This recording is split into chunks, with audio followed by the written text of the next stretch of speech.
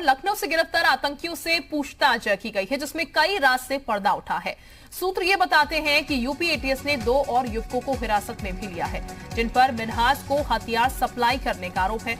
हथियार सप्लायर का सामना भी मिन्हाज से करा गया है। दिल्ली पुलिस की स्पेशल सेल की टीम भी लखनऊ पहुंच चुकी है, जो दोनों आतंकियों से पूछताछ करेगी। सूत्रों के मुताबिक लखनऊ में घटनास्थल भी जाएगी टीम और कानपुर का भी दौरा किया जाएगा। दिल्ली इनपुट के आधार पर टीम पूरी जांच करेगी। तो ये आपको बता दें, आतंकियों से पूछताछ में कई खुलासे हुए। आतंकी मिन्हाज से कई खुलासे यहां पर निकले हैं। 2 आतंकियों को गिरफ्तार किया गया था, तो लखनऊ से गिरफ्तारी हुई थी। और ये बता दें, अब एक टीम दिल्ली से पहुंची हुई है लखनऊ, जो कि कानपुर भी पहुंचेगी, घटनास्थल पर भी जाएगी और तमाम चीजें जो है वो देखने की कोशिश की जाएगी। तमाम जो इनपुट है उन्हीं के आधार पर पूरी जांच जो है वो आगे अब ये टीम बढ़ाएगी। ये बता दें आपको, जो 2 लोगों को हिरासत में लिया गया है, कहा जा रहा है इनका सामना जो है वो मिन्हाज से कराया गया है, क्योंकि मिन्हाज पर यह भी आरोप है कि वो हथियार सप्लाई करता था। तो ऐसे में सप्लायर का सामना भी मिन्हाज से करवाया गया है। दिल्ली पुलिस की स्पेशल टीम जो है वो फिलहाल लखनऊ पहुंची हुई है। आगे की पूरी जांच इस पूरे मामले में चल रही है, लेकिन फिलहाल जो सूत्रों से जानकारी मिल रही है उसमें ये कि जो दोनों आतंकी उनसे कई महत्वपूर्ण चीजें जो है वो पता लग पाई है, कई महत्वपूर्ण बातें हैं जो कि सामने निकल कर आई हैं। तो ये इस वक्त की बड़ी जानकारी हम आपको दे रहे हैं।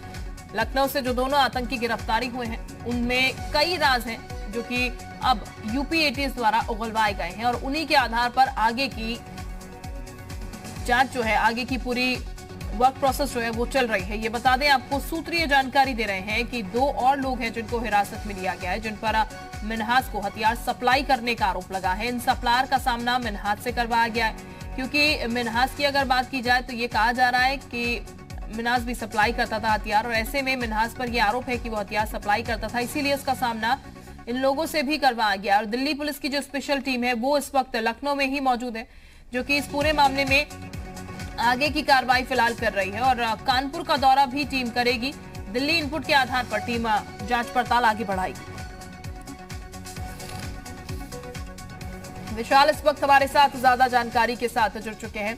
विशाल, आमना सामना यहां पर कराया गया है दोनों आतंकियों का, 2 हिरासत में जो और व्यक्ति लिए गए हैं यहां पर संदिग्ध। ऐसे में इस आमना सामना कराने के बाद क्या और चीजें सामने निकल के आ पाई हैं, और जो दिल्ली से टीम पहुंची हुई है वो किस तरीके से आगे बढ़ रही है? क्योंकि जो इनपुट मिला है उसी के आधार पर कहा जा रहा है कानपुर भी पहुंचेंगे वो।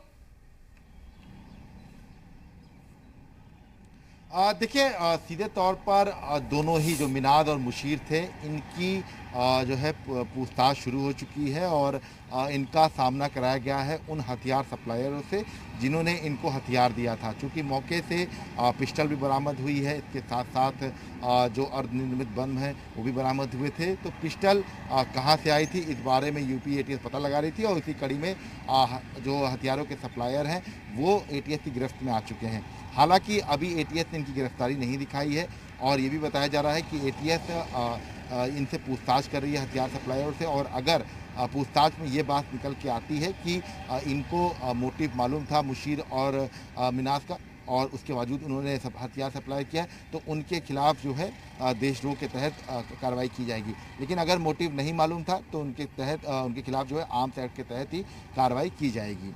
ऐसे में ये जो पूरा जो समीकरण है, अगर आप देखिए पूरा एक स्टेप बाय स्टेप, तो सीधे तौर पर आज का जो दिन है वो बहुत महत्वपूर्ण है, क्योंकि बुधवार है, और आज ही के दिन जो आतंकी हैं, जो मूसा है और तौहीद, ये लखनऊ आने वाले थे। हालांकि इससे पहले यूपी एटीएस ने जो मिन्हाज है और जो मुशीर है उसको गिरफ्तार कर लिया।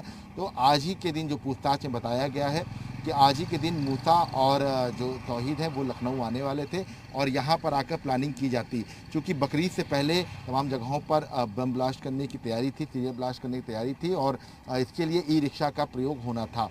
क्योंकि ई रिक्शा इसलिए भी प्रयोग किया जा रहा था क्योंकि ई रिक्शा को बहुत ज़्यादा चेकिंग नहीं होती है, तो बहुत आराम से ई रिक्शा का प्रयोग करते और उसमें बाकायदा टाइमर फिट करते और उसको ब्लास्ट करते। इस तरह की प्लानिंग थी। इसके साथ साथ बिल्कुल विशाल, यहाँ पर बड़ा खुलासा यूपी एटीएस की तरफ से किया गया, और ये पूरा जिस घटना को अंजाम देने वाले थे उसको रोका गया। बहुत शुक्रिया आपका।